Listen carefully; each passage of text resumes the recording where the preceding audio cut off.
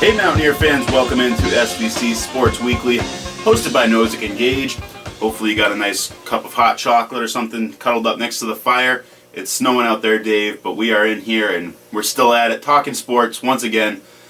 Slow week for the Mountaineers. Only one game for each of the men's and women's basketball teams last week. Women are off now until after the winter break, and the men go down to Maryland for the Hood College Tournament, DC area this weekend. We'll get to that in just a minute here. So let's start with the women. As we mentioned, one game last week. They were at home against SUNY Morrisville, picked up their second W of the season, 57-54 victory over the Mustangs. And it was a pretty good win all around by the Mountaineers here. You know, you see Sarah McDonald, the sophomore forward, who had a career night, monstrous numbers with 25 points, 16 rebounds, her first double-double of the season. But their backcourt played just as well. Amber Flagg with 21 points. So they had a nice balance in that win there. Yeah, and I think the big thing here is they get a win going into the break. It's always something that's nice. You get a couple weeks off to study for finals this week, go home, see family, see friends, enjoy the holiday break here.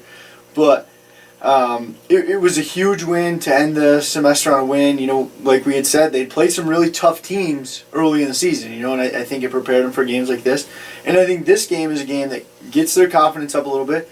And I believe, SUNY Morrisville was a team that they're going to see a lot of in the second semester compared to league opponents from what I've seen in the past. You never know what other coaches have brought in, but it sort of seems like SUNY Morrisville is a comparative opponent for a majority of the New England Collegiate Conference. Yeah, absolutely right. You hit the nail on the head there saying that the Mountaineers have matched up against some really quality competition in this first part of the season, in the fall semester, including those 3 league matches in which they played, Regis, Daniel Webster, and opened things up with that Elms game. So it was nice to see them brush off those losses, get back to their winning ways. And again, that Morrisville game, it seemed like they kind of got some things that they were practicing in that week leading up to that Friday night match. And they're starting to click on all cylinders. Again, that inside-out game was almost unstoppable, in which they're swinging the ball around the perimeter. All of a sudden it comes inside to McDonald. She makes a nice move for an easy layup, or, was making 10-foot jumpers. But then she could also kick it out. She had a couple of assists where, Morrisville would start to collapse on her. She's a tall girl, said, no way, you're not going to come on me. And would dish it out to Amber Flagg or one of the other guards who'd be able to get a nice look at the net. So if they can keep that going and they can stay healthy and come back in January clicking the same way, then they could start to accumulate some wins in league play here, and all of a sudden they're looking at potentially a playoff seed. Let's hope so. Yeah, you're exactly right there for a little bit. Something that you mentioned is I know Coach Quinn has been working on that offense of getting the ball inside and using Sarah McDonald to the team's advantage because, as you said, she's one of the taller players amongst competition, and it's something that he's been working on, and they sort of did that on last Friday night, and they made it work. So, as you said, I think this is a great game to go into the break to. They got to come back and work on their game over the break. You can't just sit down and not do anything for 2 weeks. Tough thing about basketball, but hopefully they will come back and play some league games and, as you said, make a run for that NECC playoffs.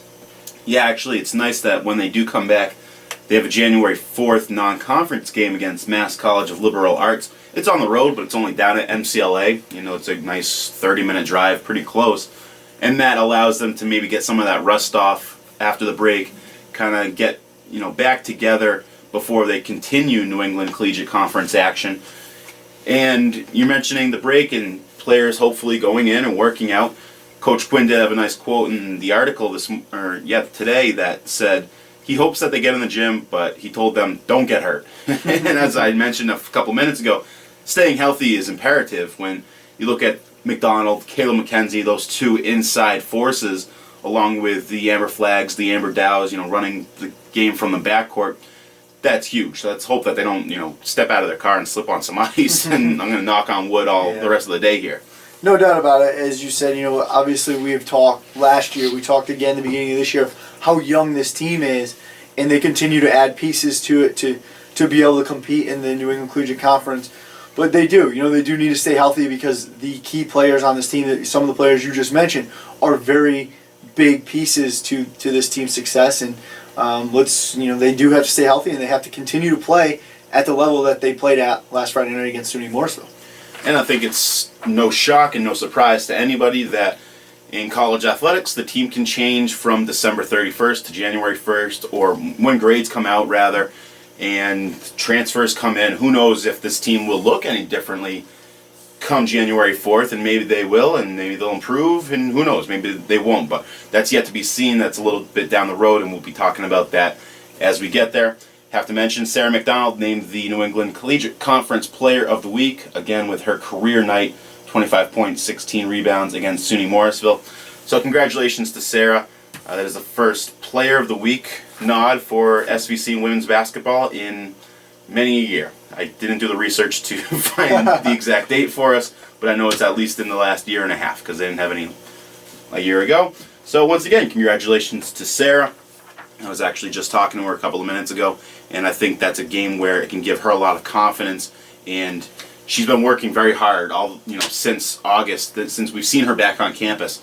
I'm sure she was working hard over the summer as well, and it's starting to pay off dividends for her, and we can all just expect to see that continue down the road. Yeah, I believe that's her second 20-point game of the season. I know she also scored pretty close to that point total against Daniel Webster, 24. So, again, as you said, this is something where I believe as she gets more mature, she continues to get more and more game experience. These numbers we're going to be talking about them a lot.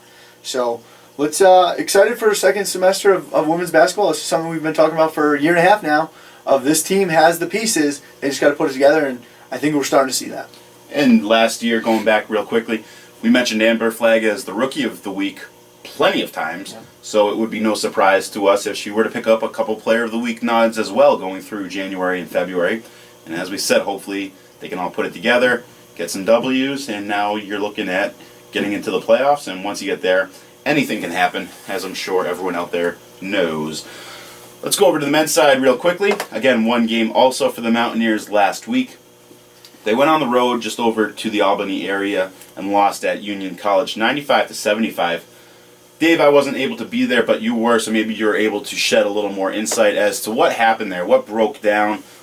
Were they not, from the get-go, did they not look as sharp as they had in the past? What do you think was up there? I think it's definitely a surprising result. I think this is a game that a lot of fans, a lot of alums looked at, and going into it, we had talked. Union's record was 2-5, I believe, going into that game. Obviously, we were sitting at 6-1, so it wasn't necessarily a game that a lot of fans were worried about on the schedule.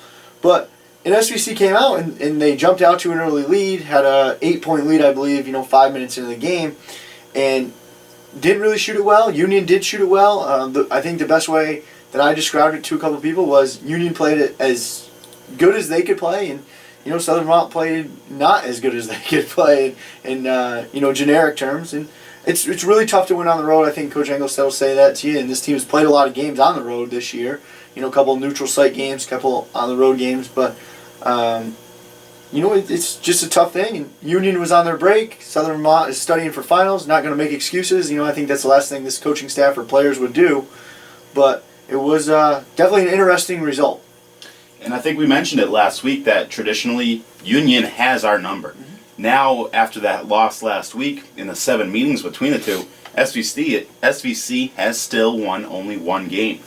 So who knows? Maybe it's a case of they were sitting at 6-1. We were talking about best start in program history.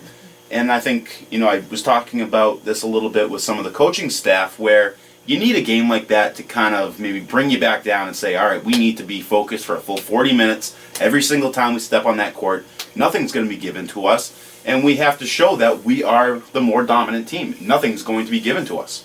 Let's face it, college athletics is 18 through 22-year-olds. Sometimes you get, one that's a little bit younger, or sometimes a kid or two that's a little bit older than that. But the majority of your team is going to be 18, 22. That's really tough for kids that age to be consistently every single night play their best game, and 6-2 is a really good record. This is still one of the best starts in program history. I don't know if it's the best. You'll be able to touch on that a little bit better, but it's towards the top. So overall, through the first 8 games, this team has a lot to be proud of, and I don't think that they can look at Union and let it be a letdown. They just have to regroup and play well this coming week, and I'll let you touch on this week's schedule. Yeah, going back to that, just everything real quickly. It's really tough, as you've mentioned, as we've said, that guys stay completely focused. And you look at the D3 Hoops Top 25 poll, as it stands right now, only 5 of those teams are undefeated. So you look at Division 1, there's only a handful of teams that are undefeated. Anything can happen, and that's why you play the game. And again, you got to be the team who is more focused for 40 minutes, night in and night out. And hopefully a game like that loss helps them to realize that going into league play. Because again, going back to that, those are the games that really matter when you're looking at the final conference standings and potential playoff seedings at the end of the year.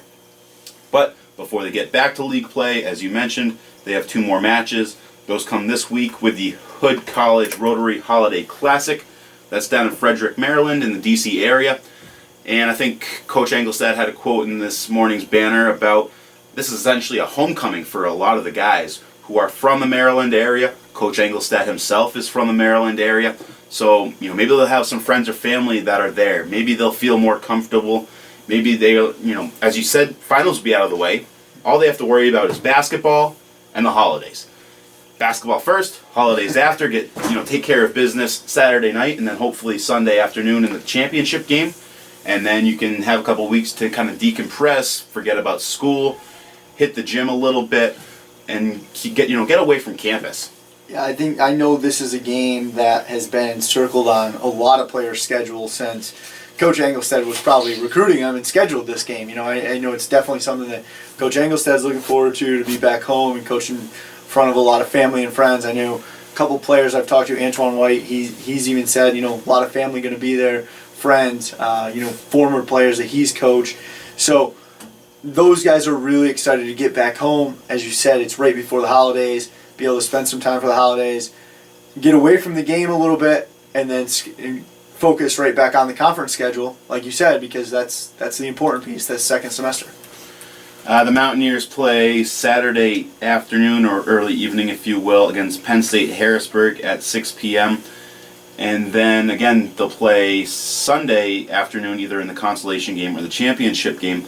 These are some teams that they come from a good conference, and it should be some really quality competition and kind of another testing point to really see where this team is at. Am I wrong in that assumption at all? I completely agree with you. It's especially when you go out of region. I think the one thing about Division III is it's all speculation on which region is better that year. Division I, all right, this conference beats up on this conference this year, or however that works. Whereas in Division III, you may be the best team in New England, but then you go to, a lot of these teams are from the Mid-Atlantic region, and the Mid-Atlantic region might be better this year. So this is a good gauge for the Southern Vermont team to say, all right, we're competing in the New England region, and now we also can compete in the Mid-Atlantic region.